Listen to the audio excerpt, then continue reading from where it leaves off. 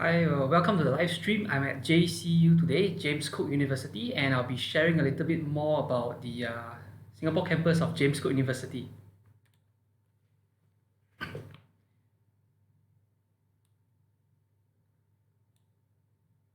So bear with me, this is my first time doing a live stream, so if there's any hiccups or awkward pauses or just a disconnection, it's my first time.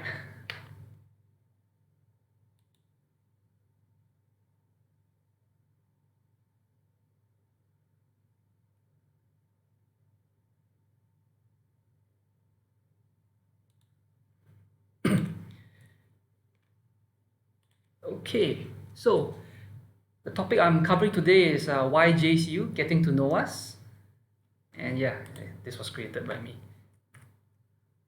So, James Cook University is the only Australian institution in Singapore with university status. It's one of the unique factors or unique things about the university. So you may look around at all the other universities, don't count the autonomous ones.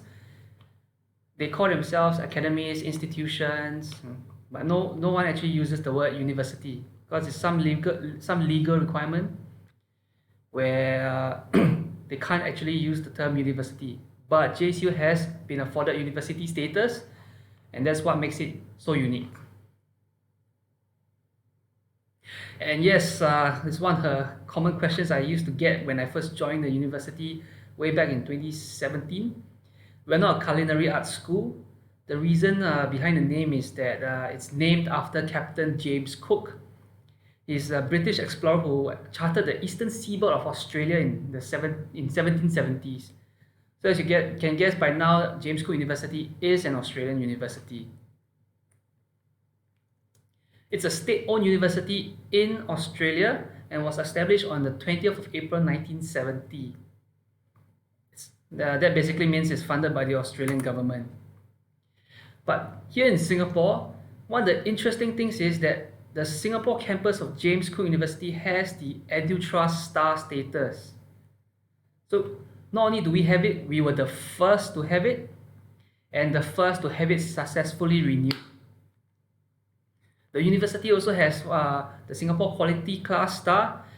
Sure, these two things don't really affect the graduate outcomes, but it gives people peace of mind, especially when they sign up for university. I've been in the education industry since 2012. Back then, I think there were more than 500 PEIs, but now we are down to about 200 or so. So quite a number of PEIs have actually shut down and closed shop. So with the EduTrust Star, it actually gives potential students or prospective students peace of mind that the university won't just up and run off with their school fees. This is actually quite important because one of the unique things about the education industry is you tend to pay your school fees first, then you have the service delivered to you. So you could be paying a year's fees or a semester's fees, and then the school might just up and run.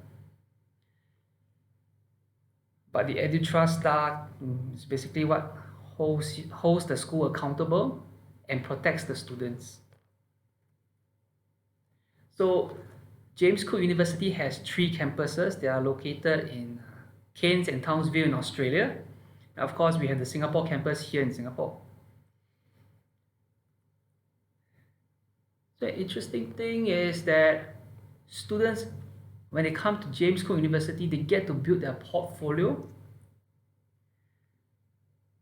So here are some books by our academics. The reason I'm showing these books is the one on the left, the Management of Shared Service Centers in Asia, was actually edited by our academic in conjunction with another academic from a German university. So we had this authentic learning pedagogy where students from the German university and James Cook University came together, went to KL to a shared service center, look at their business model, the way they run their business, and wrote a paper on it. So these were our business students, and the book's available on Amazon. But the more critical thing is that the students are actually credited in the book. So these are the papers they wrote as part of their program. So they had to submit these papers, they were graded on it, and the academics worked together with students to refine it so it could get published. So it's really cool. These students graduated with a publication to their name, and it's on Amazon if you want to buy it. Quite pricey at $45.90 though. Yep. So more books by our academics. So we have Professor Roberto, who is the head of the IT and Sciences here in James Cook University. He's written, I think, 5 or 6 books on game design, and he's actually the one that set up the museum for video and computer games here in James Cook University itself. So beyond that, our academics actually also go out and expose themselves to speaking engagement and really just stay relevant and provide thought leadership for the industry.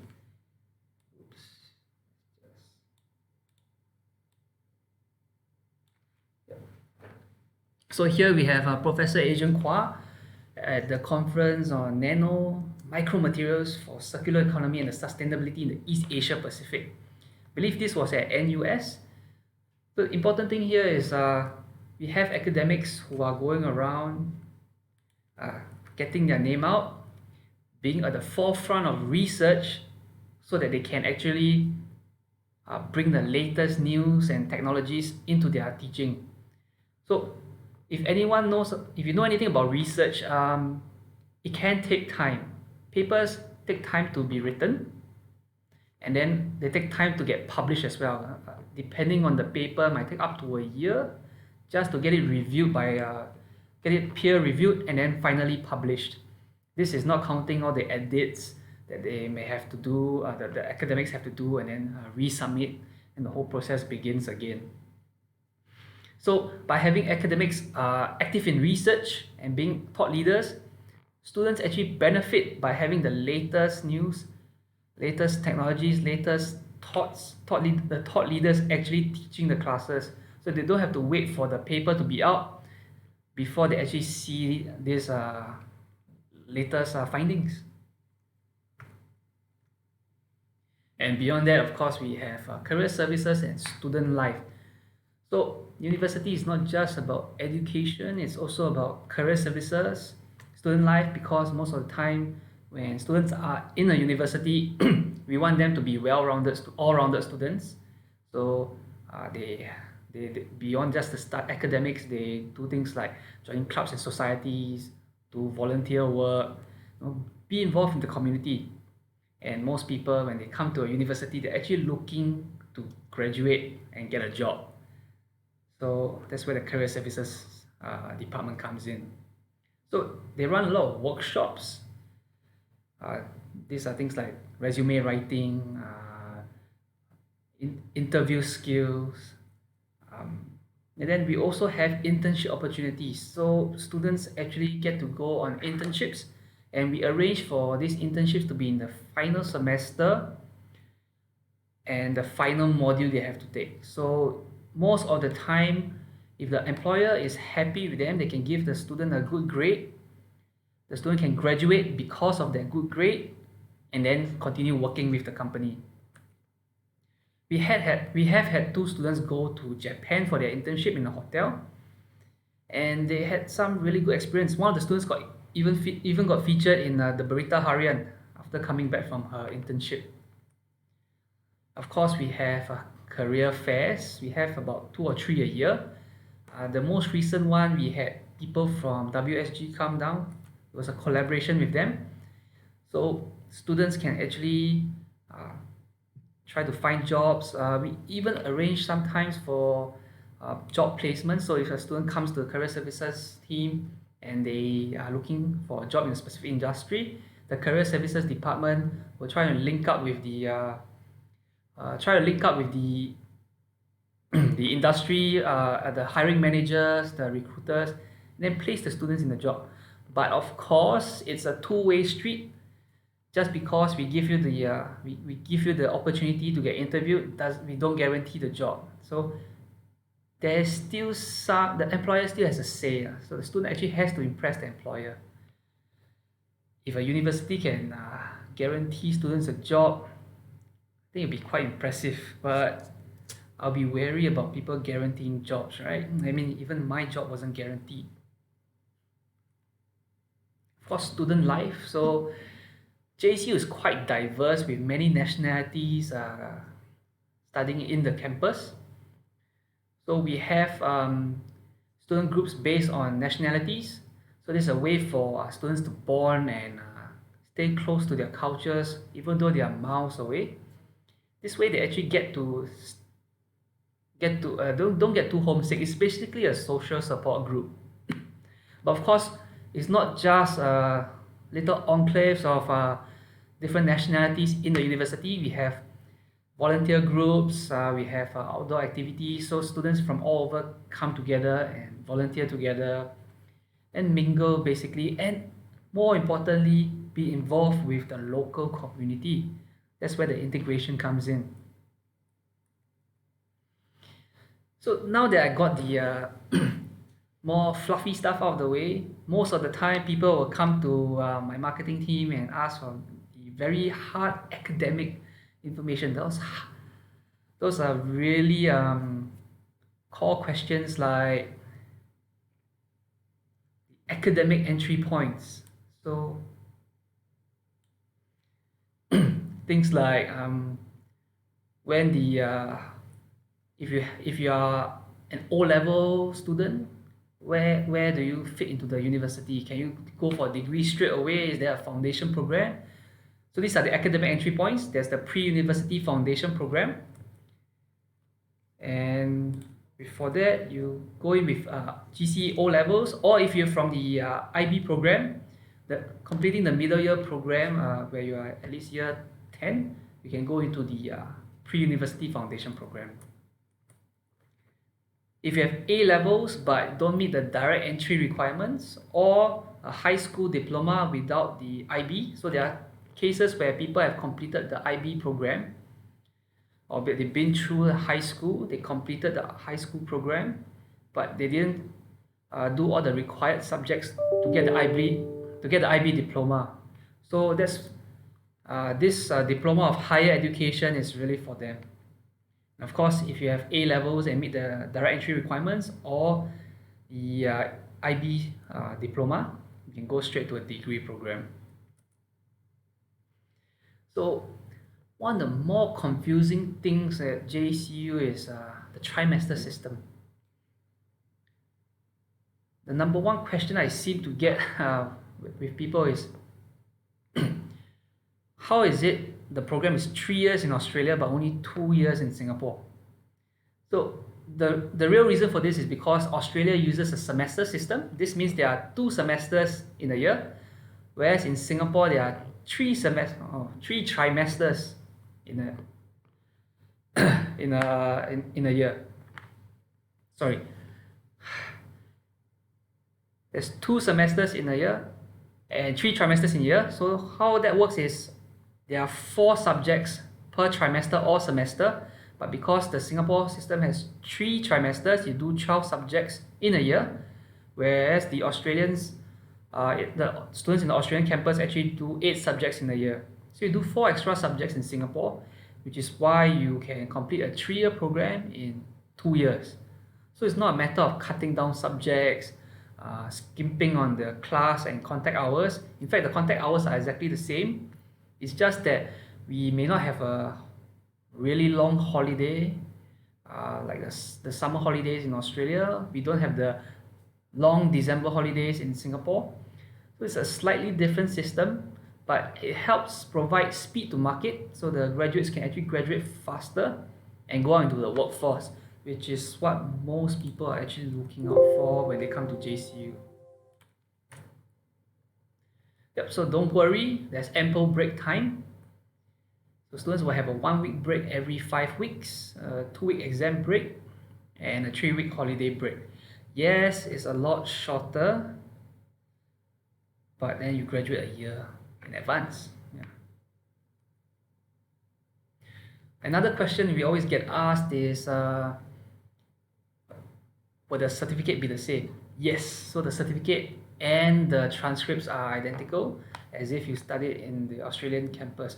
But that's not a really good way to put it, because there are three campuses, and the Singapore campus is an actual campus of James Cook University. The only real difference would be looking at the transcript, because you're doing more modules in a year. So you actually end up showing 12 modules within a year rather than 8. So employers or the HR people will know that you've actually maybe studied in the Singapore campus, but it's likely possible that you could do that in Australia as well by taking up more modules. But long story short, you get the exact same certificate and transcript because we are the Singapore campus of James Cook University. So these are the specializations over here, with quite a couple of business ones like international business, sports and events management, marketing, hospitality and tourism, business intelligence, just to name a few. But most people would know James Cook University for the psychology program.